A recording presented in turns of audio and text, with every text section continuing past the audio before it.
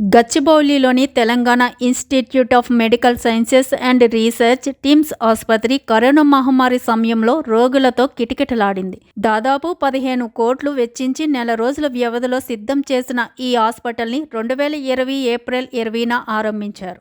Corona first, second, third wave వరకు పేషెంట్లకు చికిత్సను అందించారు. వందల సంఖ్యలో డాక్టర్లు, ఇతర వైద్య సిబ్బందితో 24 గంటలు వైద్య సేవలు అందించింది.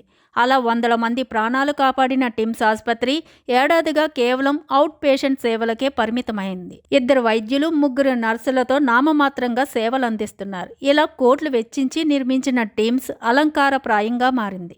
గచ్చిబౌలి స్టేడియంలోని 13 అంతస్తుల స్పోర్ట్స్ విలేజ్ కాంప్లెక్స్ భవనంలో 1500 పడకలతో ప్రత్యేక వార్డులు, వైద్య పరికరాలు, ఐసీయూ, వెంటిలేటర్ సదుపాయాలు ఏర్పాటు చేసి టిమ్స్ను అందుబాటులోకి తీసుకొచ్చారు. 150 మంది డాక్టర్లు, 228 మంది నర్సులు, 578 మంది ఇతర సిబ్బందిని కరోనా సమయంలో సేవలు అందించేందుకు నియమించారు. కరోనా తీవ్రంగా ఉన్న సమయంలో ఇక్కడ వైద్యులు, సిబ్బంది మెరుగైన సేవలు అందించి ఎందరివో ప్రాణాలు నిలబెట్టారు.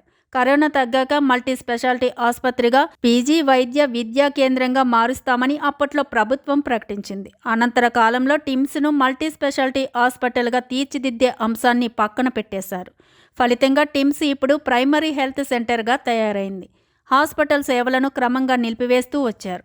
ఇక్కడ ఉన్న వైద్యులను, సిబ్బందిని ఇతర వేరే హాస్పిటల్స్కు బదిలీ చేశారు. కాంట్రాక్ట్ పద్ధతిన నియమించుకున్న సిబ్బందిని విధుల నుంచి తప్పించారు. ఖరీదైన మెడికల్ పరికరాలను కొన్నింటిని ఇతర ప్రభుత్వ హాస్పిటల్స్కు తరలించారు. ప్రస్తుతం టిమ్స్ హాస్పిటల్లో 1-2 వైద్యులు, పలువురు నర్సులు విధులు నిర్వహిస్తున్నారు.